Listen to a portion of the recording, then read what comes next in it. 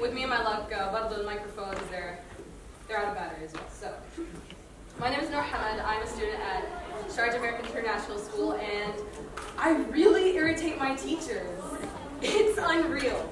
Seriously, this one chemistry lesson, right? For every explanation my teacher offered, I kept on refuting with a why or a but how.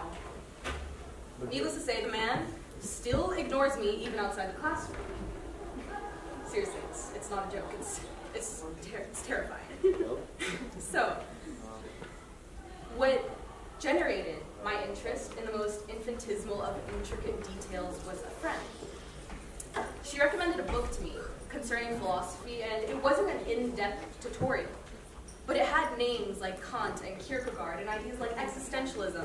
That was really enough to get things going for me, right? Philosophy would begin to affect my personal life. It would begin to affect my decision-making, and most importantly, my education. So now I address the question, what is philosophy? I can tell you what it isn't. Philosophy isn't the study. Okay, that was weird, sorry. So philosophy isn't just me asking questions over and over in chemistry lessons, and it isn't the use of unintelligible language to make a point across. What it is, however, is more than just the studying of the fundamental nature of knowledge, reality, and existence. It is the activity that philosophers get up to. So now we're left with a question. What is philosophy, and how do we get up to do it? A quote from the book that I read was, "The one thing we require to be good philosophers is the faculty of wonder." And I think that pretty much sums up what it means to do philosophy. It's posing some really heavy questions and pairing them with a possibly successful answer, too. Philosophy is just one big debate we've been having, rooting itself back in ancient Greece. So now we have three main branches of philosophy, the first one being metaphysics, where we pose questions like, is reality real? Do we even exist? Is all of the world made up of matter and energy? You know, all those questions that teenagers ask to sound philosophical and deep. But then we have epistemology, our second branch, concerning the nature of knowledge. Is it possible to have any real, true knowledge? Does our knowledge embody reality as it really is? Does our sense experience give us knowledge independently of our reason, and vice versa? Our final section of philosophy is the value theory, with two subsections, the first being ethics, the thing politicians are said to lack, and also the study of what is right and wrong, how we interact with one another, how we interact with other living creatures on this planet. Then we have aesthetics, where aestheticians indulge themselves in the study of what real beauty and art are, and whether they ever truly exist. It's called the beautiful, really. So all of this is just one big constituent of the abyss. But there's more to it. I'm sure all of you now are saying, well, philosophy is applicable to every single field out there, and none of you probably see the purpose in pursuing philosophy.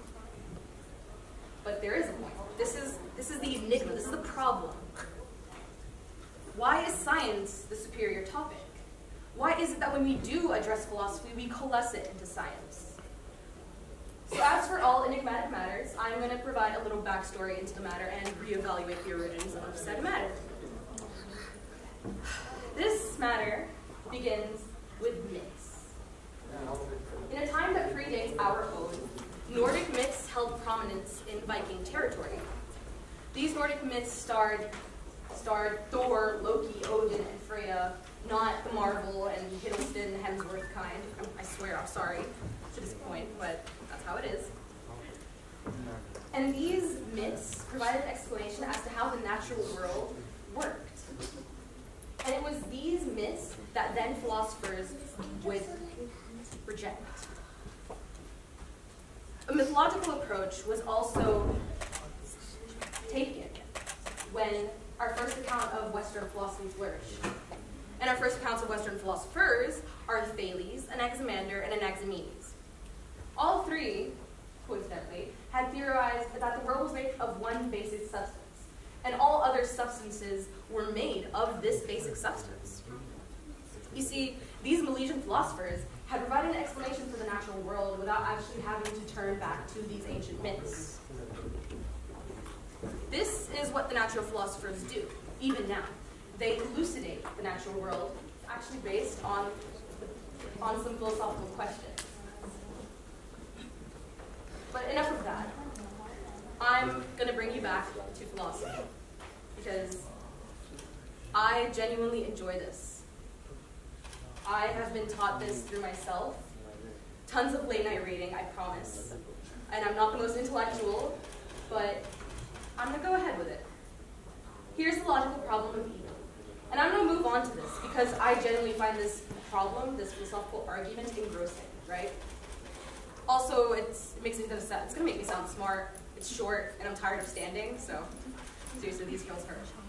So, the logical problem of evil. We can all agree that there is evil in the world, right? Right? Yeah. I don't hear anything, right? Thank you. So, here's the controversy.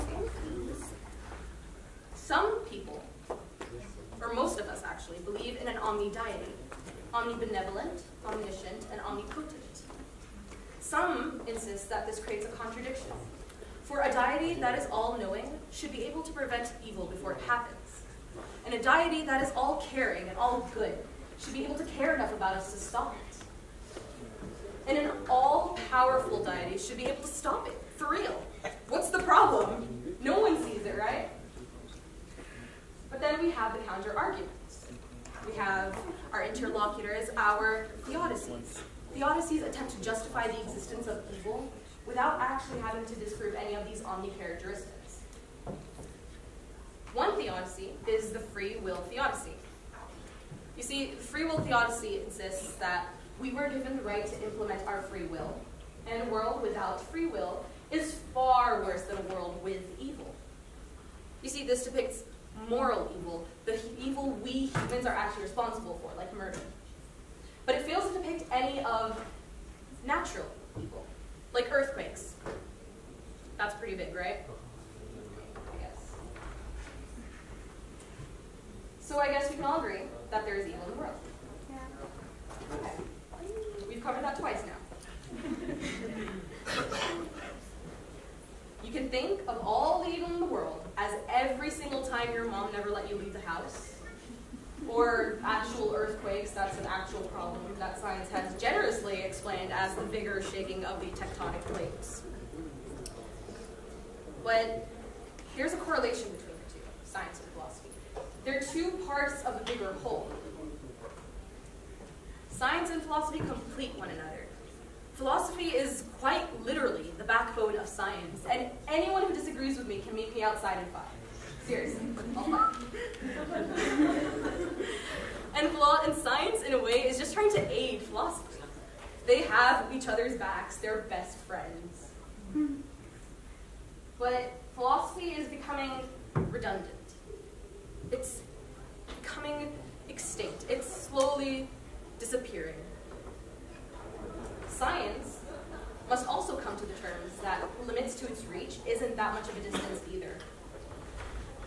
Because at the end of the day, all we're trying to do is utilize the tools of reality that we were provided with. In a world such as our own, this is important. Because we cannot differentiate between science and pseudoscience anymore. And at the end, isn't all that we want to do is just at least put the least bit of thoughtfulness into the way we live.